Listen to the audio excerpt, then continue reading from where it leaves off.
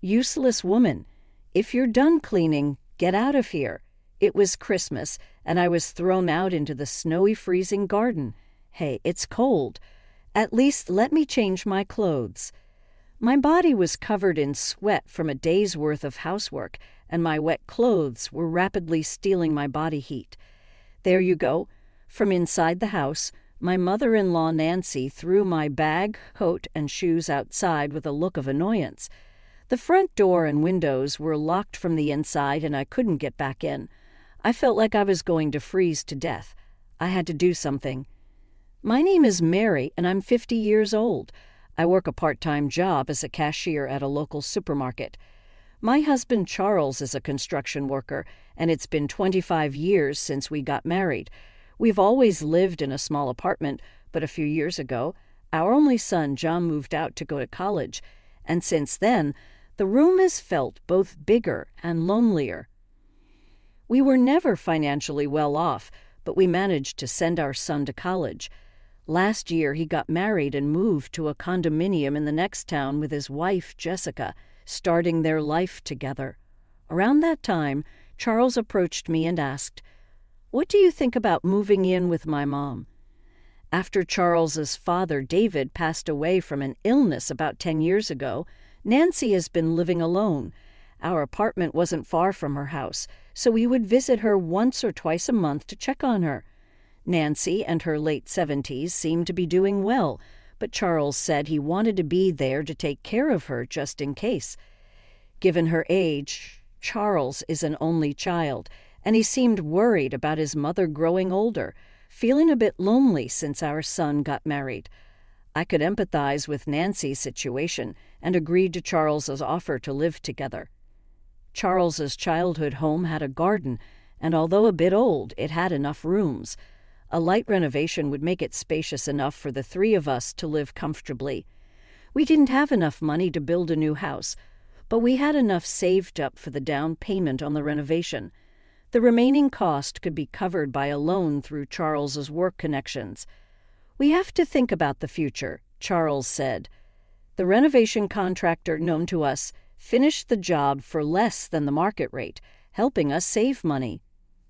I am not an old lady, you know. Geez, Nancy put on a brave face, but she seemed to like the newly renovated house. Our son helped us move the heavy furniture, and the move was done in no time. Sitting in the newly renovated living room, drinking coffee with 3 generations of family. I felt a warm in my heart, as if we were experiencing a family reunion for the first time in a long while. When we began living with Nancy, I noticed she hardly did anything around the house. Previously, whenever I would pop in for a visit, it was never for long, so I hadn't really paid it much mind. When she lived alone, it seemed she just claimed what was visible and barely did any other housework. She hardly cooked for herself, mostly relying on prepackaged meals and supermarket deli foods. No wonder I found so many empty plastic trays and food containers in the house before we renovated. I thought to myself it made sense to me. When I asked Charles about it, he mentioned she had always been that way, often using ready-made or frozen meals. I had heard that Nancy used to work full-time, so initially I thought maybe her busy schedule was to blame. But now, even with all the time in the world at home, she doesn't cook, clean, or do laundry. Nothing. All those tasks fall on me while she enjoys chatting over coffee with friends who come to visit. "Mary, make some coffee. Haven't you boiled any water?" "Do that at least." I hear Nancy's voice calling out to me almost every day. "I only let you guys move in because my son insisted, but you know, she's quite thoughtless," she would say to her friends. I never asked to move in with her. It was Charles who insisted because he was worried about his mom. He felt obligated to stay with her. If she's having friends over, the least she could do is prepare the coffee herself. I wish she wouldn't badmouth me as if I'm the one at fault. I still have my part-time job.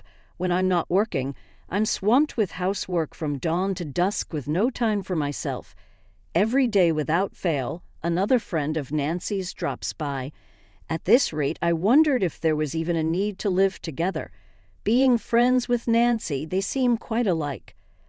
"Oh, I forgot to bring cookies, Mary. Was it? Could you buy some? They treat me like a servant and not even reimburse me. When I brought this up to Nancy, she'd laugh it off. Don't be so petty. Lighten up. Every week, she'd dress up and go out shopping or somewhere with her friends, not returning until late. Meanwhile, I'd be drowning in housework. Charles, maybe because he's busy at work, would often come home late. On rare occasions, he came home early. He'd be drunk and just go to sleep. Whenever I tried to discuss Nancy's behavior with him during such times, he'd snap, "Quit nagging. Mom's always been like that." If I approached him sober, he'd just dismissively say, "She's getting old. Let her be. You might tolerate it because she's your mom, but think about what I have to deal with." I'd retort, Yeah, I got it. I'll talk to her," he'd say, but then just fall asleep snoring. I considered discussing it with our son, but I hesitated to burden the young couple with our problems. As December rolled in, I got a call that Charles had an accident at work. I rushed to the hospital. Thankfully, his life wasn't in danger, but he had fractured his leg. We were now set to spend Christmas in the hospital. Normally, my son comes home for Christmas, and we spend the holiday together. But this year he got married, and I was wondering what to do. "So, Nancy, I know this is a weird time to ask, but what are you doing for Christmas? Charles won't be able to leave the hospital for a while, and I'm not sure how to spend Christmas at my in-laws. So I decided to ask Nancy." She responded, "Christmas? What did you used to do?" "I used to spend it with John, my son. He would come home, and we'd be together," I replied. "Well, why don't you go to John's? Your family. There's no need to be shy," she suggested. "Even though he's my son, I feel like I'd be intruding on the newlyweds, and I feel bad about it. But Nancy has a point." I decided to call my son and see what he says. If he says no, I'll figure something out. Then I called John on his mobile phone and explained that Charles is injured and will be spending Christmas in the hospital. "So, what will you do, Mom?" he asked. I braced myself for rejection and asked, "Well, I was wondering if I could come to your place." To my surprise, he agreed. "Sure, Jessica wants to have a good chat with you, too. It works out perfectly." I was taken aback by how easily he agreed. When I told Nancy, she was pleased and said, "Yes, that's good. Take your time," seeming to be in an unusually good mood. I asked her, "What about you, Nancy? What will you do?" "Me? Oh, I'll be fine by myself," she replied. I was surprised by her response, as I was expecting her to be busy during Christmas. "So I'll finish up the housework and head over to John's on Christmas Day," I told her. On our way back from the hospital, Nancy and I talked about our plans. It was the coldest day of the year with snow flurries in the air. I had prepared everything the night before, so in the morning I was busy wiping windows and cleaning the kitchen. Even Nancy, who usually doesn't do much, helped me clean the floors in the shower room. I was surprised by her helpfulness. After finishing the cleaning inside the house, I picked up a broom and started sweeping the yard.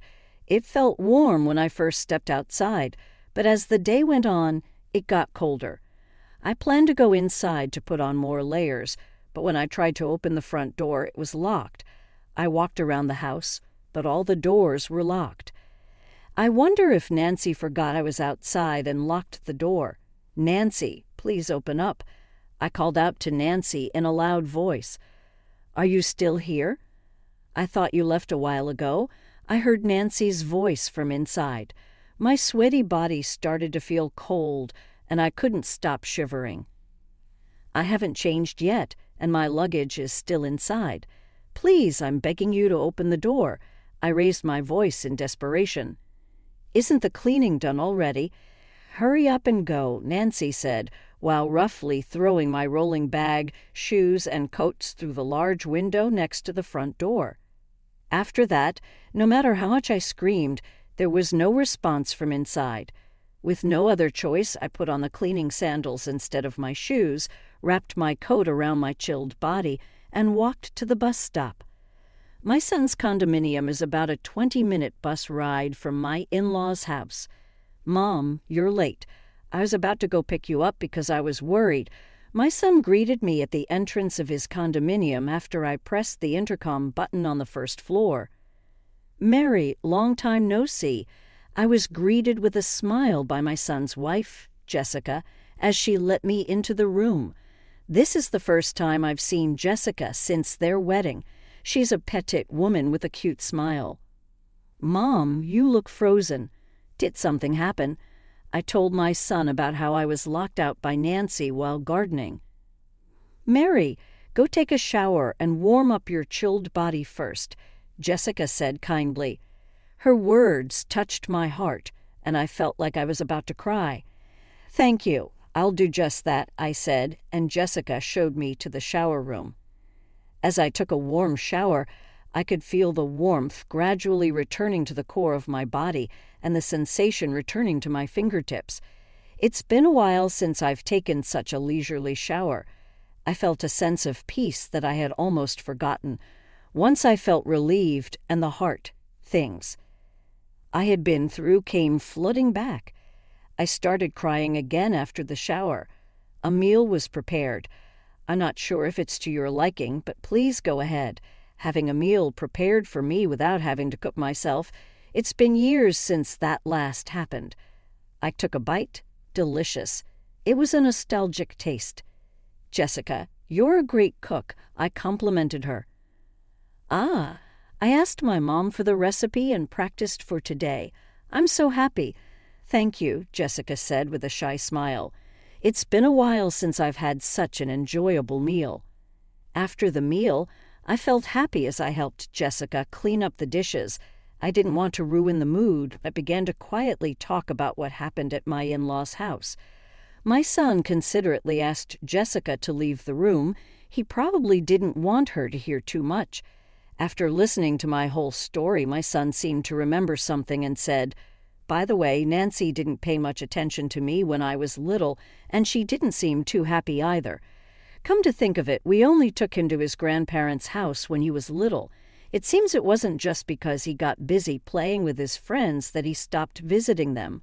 She once told me to go away when I visited," he added. My son had his own thoughts about Nancy. He continued, "But I didn't think it was that bad. Once things settle down, let's go visit Nancy together," he said. "Since we started living together, Nancy has treated me terribly, but today was a bit strange even compared to that." I felt relieved knowing that my son would be with me. After pouring out what was in my heart, I felt much lighter. I never thought we could talk about this kind of thing. My son has really grown up. The next morning, as per my usual routine, I got up early and was relaxing in the living room, watching TV. I thought about preparing breakfast, but I didn't want to touch the kitchen without permission, so I decided to take it easy. My son and his wife were still asleep. Suddenly, the phone rang. Who could it be this early in the morning, I wondered. As I checked the display, it was my in-laws' number. Surprised, I answered the phone, and a male voice that I didn't recognize spoke from the other end. "Nancy's in trouble. Please help." Nancy. That's my mother-in-law's name, but whose voice was that? "Who are you? Why are you there?" I asked. The man on the other end stuttered, and then the call was cut off. A bad feeling washed over me, and I quickly woke up my son. We headed to my in-laws' house together. When we arrived, the front door was unlocked. Nancy. We called out as we entered the house, but there was no response. My son and I cautiously proceeded inside. We didn't know the identity of the man from the phone call or if he was still there. There was no sign of anyone in the living room. We could hear the sound of running water from the shower room, so we went to check and found Nancy lying on the floor, unconscious but breathing. "John, call an ambulance. Hurry," I shouted to my son. At the emergency hospital, Nancy was receiving life-saving treatment. She was diagnosed with a cerebral hemorrhage, and although she pulled through, she was still unconscious, so visitors were not allowed. We couldn't ask Nancy what happened between Christmas night and the morning. leaving us in the dark about the situation. I started visiting the hospital every day, but it wasn't until a week after Nancy had been admitted that she regained consciousness. By that time, Charles had also recovered enough to walk with crutches, so he had been discharged from the hospital. However, he wasn't quite used to the crutches yet and couldn't walk for long periods, so I was the only one who ended up going to visit Nancy. When I arrived at the hospital, Nancy was still bedridden. "Thank goodness you're okay, Nancy," I spoke to her, but Nancy just silently stared at the ceiling. I received a call from John. The moment I mentioned that, Nancy looked at me in surprise. "Who is it from?" Nancy asked. I didn't know. I was the one who answered the phone, but I didn't recognize the person. Nancy just silently murmured, "I see. It was a man. Why was he at our house so early in the morning? The front door was left wide open. Who was that man? Whose voice I heard?" I pressed her for answers. "Just a friend's husband," Nancy replied. Even if that were true, it was outrageous for him to visit so early in the morning. Besides, it was strange that the door had been left open. After locking me out, someone had unlocked it from the inside, and Nancy had been found collapsed in the shower. Even if someone had come to visit, they wouldn't have been able to enter the house and find Nancy had the door been locked. Also, the man had called John's condominium from my in-laws' phone. When I pressed Nancy further, she finally started to open up. "All right, I'll tell you. That man was my lover from even before I married David, and he was my lover while David was alive, too. Are you happy now? Just leave me alone." I was dumbfounded by my mother-in-law's confession. She had brought her lover into our house during Christmas when we were away, and she had locked me out because he was already inside. I wondered when he had entered the house. She also revealed that after the renovation, she and her lover had planned to kick us out of my in-laws' house and live there together. It was an unbelievable story. They say late-life love is a thing, but I wish they would just do it without involving us. In that case, please have him take care of you. We don't want to know anything about it. David is gone, and you are free to do as you please, I told Nancy. "You ungrateful brat. How dare you talk to me like that?" Nancy scolded me. She may have been bedridden, but her mouth was as sharp as ever. "Who's ungrateful? I've been doing all the housework while juggling a part-time job. The house is clean because we paid for it, remember?" With that, I left the hospital room. I could hear Nancy's sobs and curses behind me, but I didn't care. She could do whatever she wanted. When I returned to my in-laws' house, I told Charles everything. His response was shocking. "Ah, that guy. I've known about him for a long time. Dad's gone, and Mom's all alone. Just let it go," Charles said. My head started spinning. How dare she try to kick us out after we spent money on renovations? Can you really ask me to forgive that?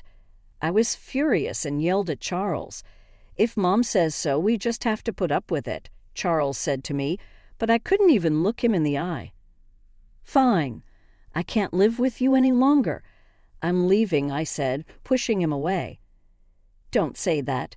We've gotten along for over 20 years. Charles tried to stop me in a panic, but my mind was made up. No, Nancy wants her freedom, and I'm going to take mine too. My son is married and has a happy family. There's no need for us to be husband and wife anymore. You're old enough. How about you graduate from Nancy too?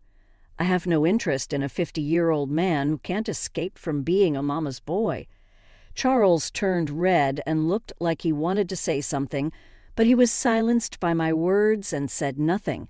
Now he just has to talk to Nancy and figure it out. I want nothing to do with them anymore. Later, Charles and I got divorced. For now, I've decided to live with my son and his wife until I find a place. My son says, "You can live with us as long as you want," but I want to enjoy my freedom for a while. I'll gratefully accept their offer in spirit. Meanwhile, Jessica is expecting a baby. I plan to help my son and his wife with the baby, but I don't want to interfere too much.